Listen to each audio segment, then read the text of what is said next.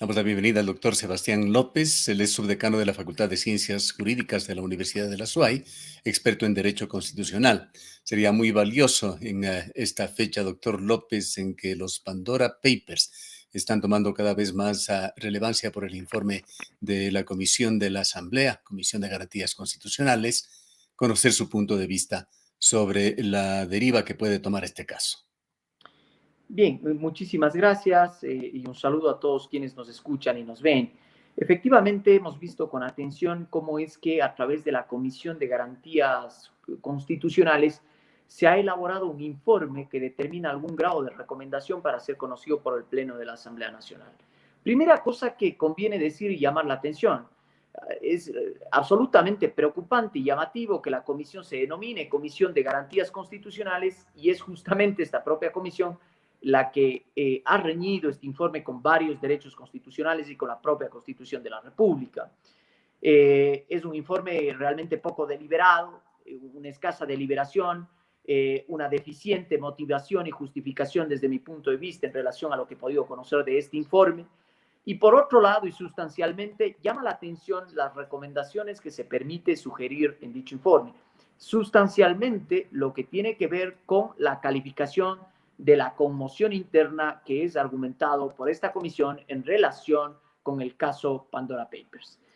Digo esto porque la Corte Constitucional, el máximo órgano de control y administración y justicia constitucional, ha determinado que ha de entenderse por esta calificación de conmoción interna, es decir, este concepto jurídico, muchas veces así llamado conceptos jurídicos indeterminados, pero que la Corte Constitucional ha determinado y ha fijado su contenido que ha de suponer, lo que implica esta calificación de la conmoción interna.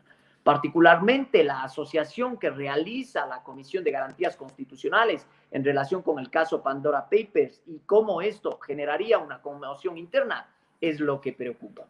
Por otro lado, hay que decir que muy probablemente lo que estaría tratando de reconstruir o construir la Asamblea Nacional es asegurarse una posible muerte cruzada eventualmente.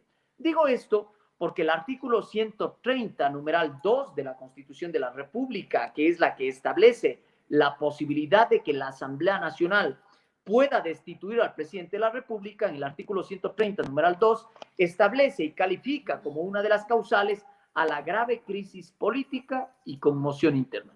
De manera que parecería ser que la Asamblea Nacional lo que está es prefigurando o configurando una posible causal de muerte cruzada en relación con el presidente de la República. Por otro lado, conviene anotar también, y es sustancial en la pregunta que se ha realizado, que la calificación de la configuración de la causal de muerte cruzada es una causal compuesta. ¿Qué quiere decir esto? Cuando la Constitución de la República habla de grave crisis política y conmoción interna, lo que está sugiriendo es que se presenten estos dos supuestos previstos en la disposición normativa constitucional, es decir, la grave crisis política y la conmoción interna. Ahora, quisiera preguntarle a usted de qué manera tendrían que ser tomadas las alusiones a estos dos conceptos por parte de la Comisión. Ecuador, en nuestro modesto criterio, vive en una permanente crisis política, no podemos llamarlo de otra manera. Ese tormentoso mundo de la política que es materia de noticia y de titulares diariamente por una o por otra razón. Y por otro lado, en cuanto a la conmoción interna, coincidencialmente está aún vigente una emergencia nacional, una situación de emergencia nacional por el tema carcelario, en la cual se ha argumentado que hay una conmoción interna en el país.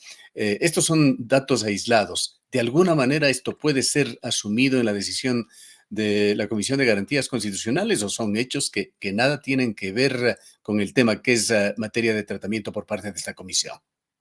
Me parece ser que la calificación, digamos, se ha estirado mucho el concepto acá para tratar de adaptar la calificación constitucional de la grave crisis política y la conmoción interna al tema de los Pandora Papers. Me parece ser que existe una falta de argumentación suficiente para terminar por, primero, hacer un análisis de lo que supone el caso Pandora Papers, las posibles irregularidades que podrían existir en este caso puntual, para luego derivar en que existe una grave crisis político-conmoción. Claro, la crisis política y la conmoción interna deberían estar ligados al tema de los Pandora Papers, de otra manera no tendría sentido. Así es, naturalmente. Y esto es lo que llama la atención, digamos, hacer una argumentación tan extensa de lo que supone el tema particular de los Pandora Papers y la posible cuestionamiento de legalidad o no de dicho accionar, para luego terminar con una deducción de que esto supone una grave crisis político-conmoción interna, parece estirar mucho el concepto, digamos. Por otro lado, su pregunta es absolutamente pertinente, Gustavo. La Corte Constitucional ha fijado y ha determinado que ha de entenderse por conmoción interna, es decir, aquello que hace inviable las condiciones democráticas y necesarias para una convivencia pacífica, ha de suponer que estamos hablando de una conmoción interna. Pensemos en el pasado, en el año 2019, lo que pasó en el 30S, ¿no? Ahí sí que naturalmente estamos hablando de una conmoción interna.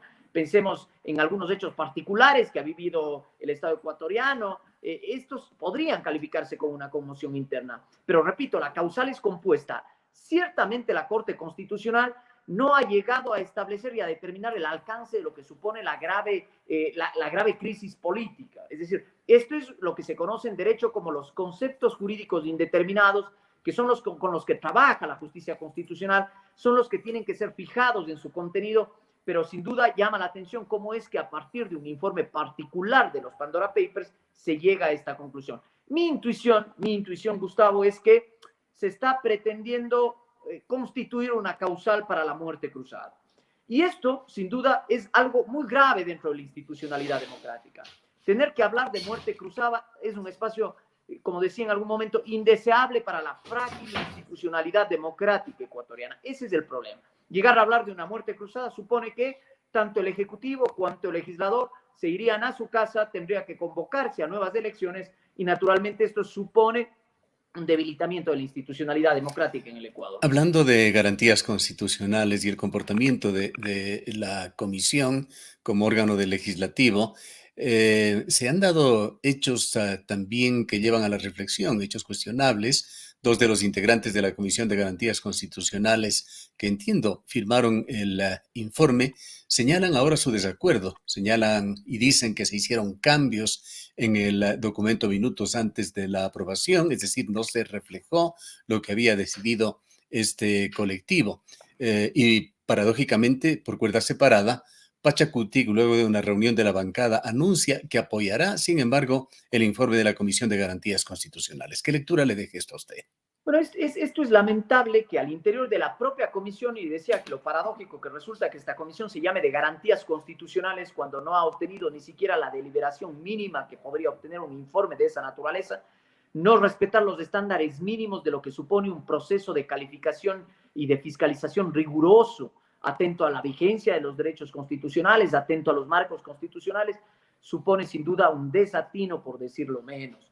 El hecho de que no existe una deliberación adecuada al interior de la comisión refleja estas particularidades en donde ciertos asambleístas se han distanciado bajo la noticia de que efectivamente se habrían incluido ciertos apartados que no fueron parte de la discusión principal. Esto es lamentable, sin duda va en mengua y en descrédito del ejercicio de la función parlamentaria, lo cual llama profundamente la atención, y un informe con esas deficiencias que luego sea conocido por el Pleno, a discusión del Pleno, no puede ser sin duda motivo de un llamado de atención a la Asamblea Nacional y cómo está operando el legislador.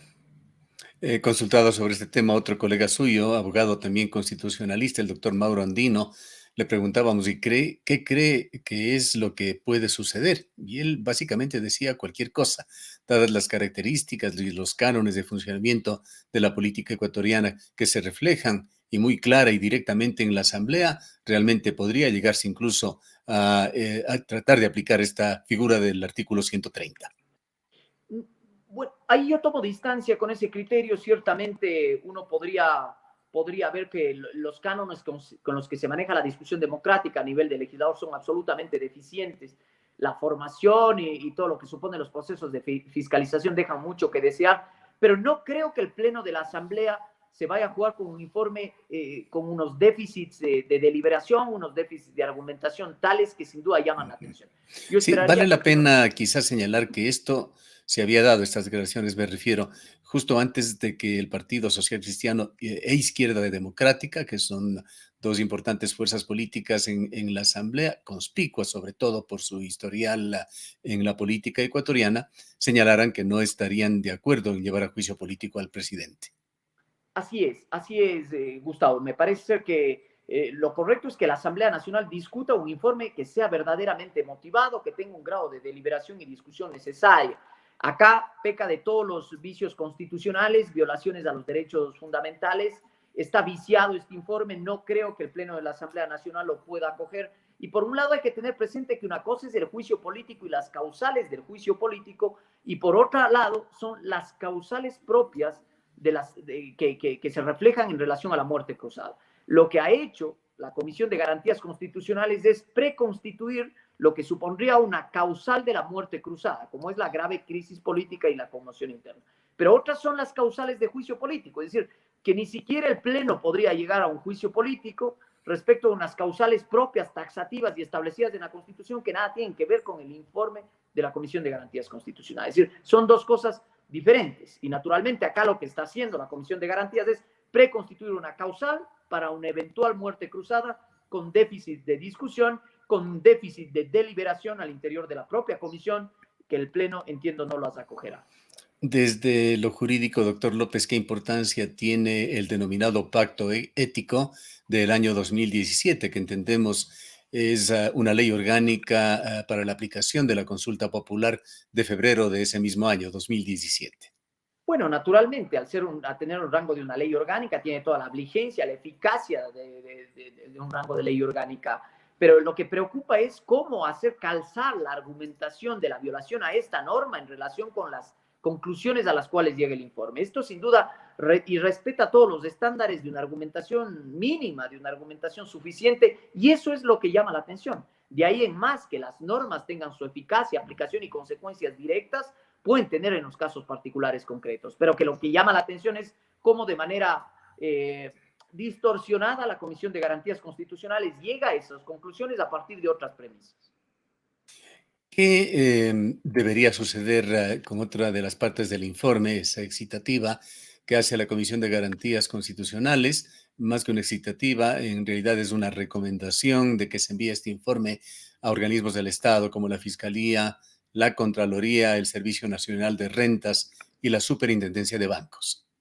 Para mí este informe, Gustavo, está viciado de toda inconstitucionalidad, no ha respetado los estándares mínimos, como decía. No puede ser tomado parcialmente este informe, unas partes sí, otras partes no, aun cuando sea efectivo las recomendaciones que hace la Comisión de Garantías Constitucionales de que en su momento podría ser derivado a los órganos de fiscalización, de control, lo cual sería lo adecuado. Este informe ya ha rayado en cualquier vicio de constitucionalidad, por lo que todo el informe se encuentra viciado. De manera que al no haber existido la deliberación mínima ante la comisión, esto no puede ser admisible, no puede ser aceptado. De alguna manera, un informe que refleje una discusión adecuada, una motivación suficiente, naturalmente puede contener este tipo de recomendaciones y es válido que así lo sea. Es válido que en su momento así lo sea, siempre y cuando se respete los marcos constitucionales y los derechos fundamentales. Carente de constitucionalidad quiere decir también carente de legitimidad.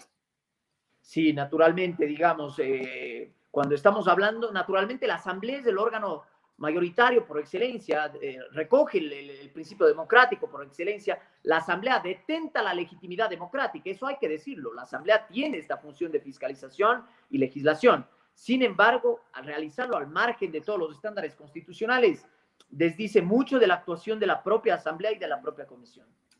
¿Cree usted que este informe debe pasar a ser tratado por el Pleno de la Asamblea? Yo creo que este informe no debería ser conocido por el Pleno de la Asamblea y en caso de llegar al Pleno de la Asamblea debería rechazarlo por contener todos los vicios que se han manifestado acá.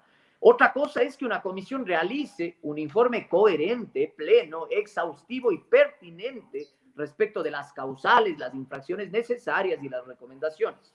Pero esto es lo que no hemos visto, no ha sucedido esto. Y sobre todo lo que preocupa realmente, Gustavo, es el escaso déficit de deliberación y discusión al interior de la propia comisión. Hoy hemos visto, naturalmente, cómo ciertos asambleístas dicen que se han incluido ciertos párrafos, ciertas ciertas cuestiones en el propio informe, lo cual llama la atención. Otro tema discutido es la posibilidad o no de que Guillermo Lasso comparezca ante la Asamblea. Algunos analistas señalan, quien nada debe, nada teme, debería dar la cara en la Asamblea. Otros señalan de que no está obligado y que no debería hacerlo. ¿Qué cree usted?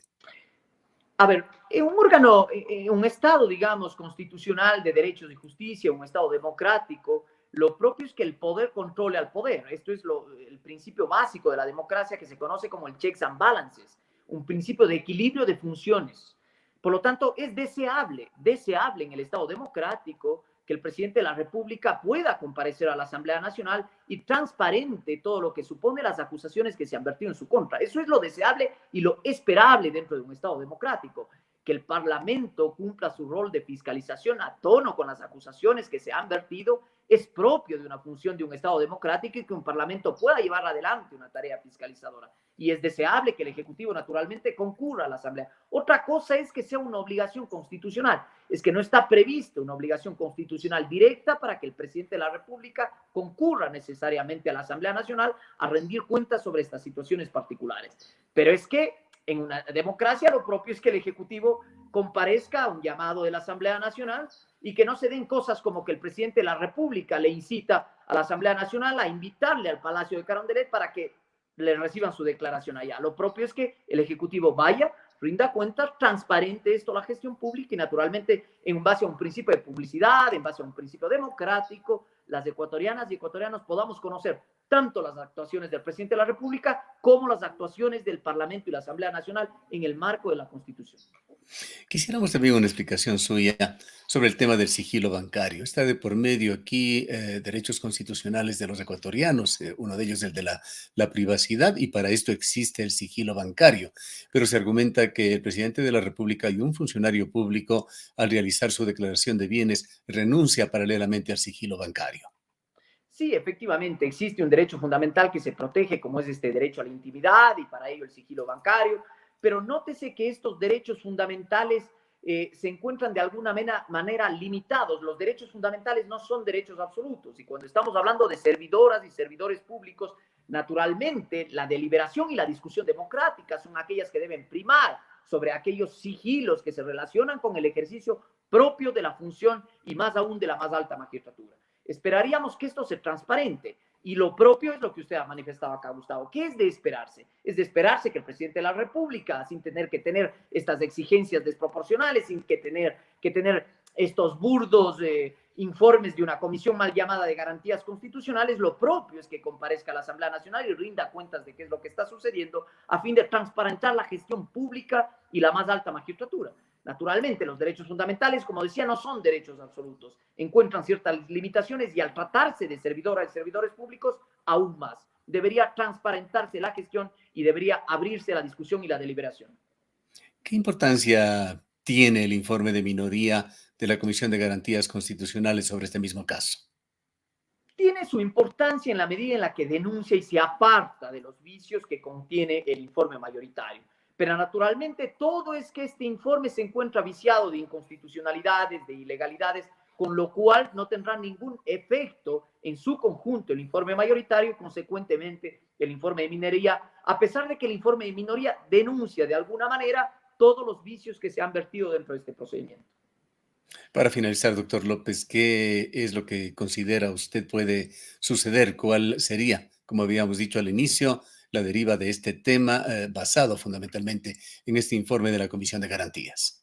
Lo propio es que la Comisión de Garantías realice los actos de fiscalización, sin duda, teniendo presente el parámetro constitucional. Forzar ciertas conclusiones a partir de unas premisas desajustadas, sin duda, deja mucho que desear, que es lo que habíamos dicho, y naturalmente viene un desgaste apresurado de la actuación del Parlamento y también cerra los ojos respecto de la actuación del Ejecutivo dentro del Estado constitucional. Lo que esperaríamos es que el presidente de la República rinda cuentas, transparente su gestión y que el Parlamento ejerza su actuación en el marco de la Constitución y la ley. Es que no pueden realizarse informes al margen de la Constitución forzando la aplicación de ciertas premisas, forzando la aplicación de ciertas causales que sin duda llaman la atención dentro de la gestión pública. Muchas gracias, doctor López, por habernos acompañado. Muchísimas gracias a ustedes. Declaraciones del doctor Sebastián López, subdecano de la Facultad de Ciencias Jurídicas de la UDA, experto en Derecho Constitucional. Nos vamos a una breve pausa.